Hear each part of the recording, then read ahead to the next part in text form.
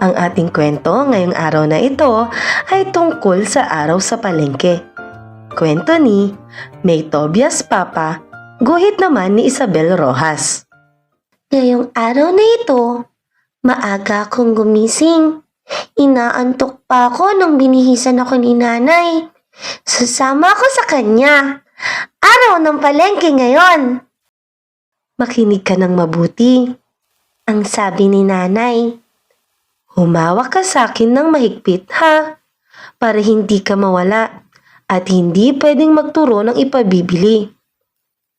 Opo, nanay. Pangako po. Ang sabi ko.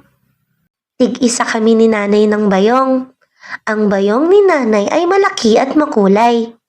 Ang bayong ko naman ay maliit at kulay dilaw. Maingay sa palengke. Nagsisigawan ng mga tao. Pero hindi galit. Masaya. Parang ang lahat ay magkakakilala.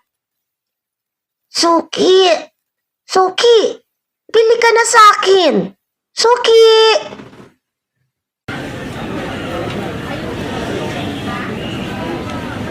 Hindi ko gusto ang amoy sa palengke. Amoy karne, manok, at isda. Ngunit bakit tila tuwang-tuwa naman si nanay sa kakaamoy sa mga iyon? Mainit sa palengke at saka maputik. Kaya pala gusto ni nanay na maaga kami. Masikip ang palengke kapag magtatanghali. Mababait ang tindera sa palengke. Pinatikim kami ni nanay ng kanilang sari-saring tinda.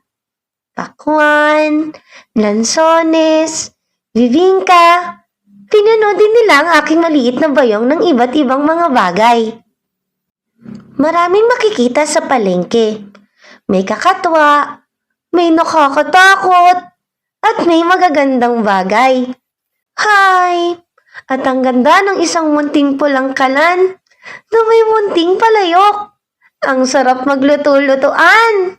Pero may pangako ako kay nanay. Pagod na pagod kami ni nanay. Mahirap palang mamalengke. Pagdating namin sa bahay, tinulungan ko siyang iligpit ang aming ipinamili. Teka, ano yung nakita kong nakabalot sa dyaryo?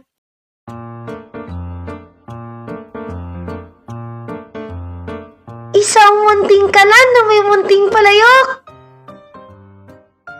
Salamat, nanay! At dyan nagtatapos ang ating kwento tungkol sa araw sa palengke. Kwento ni May Tobias Papa, guhit ni Isabel Rojas.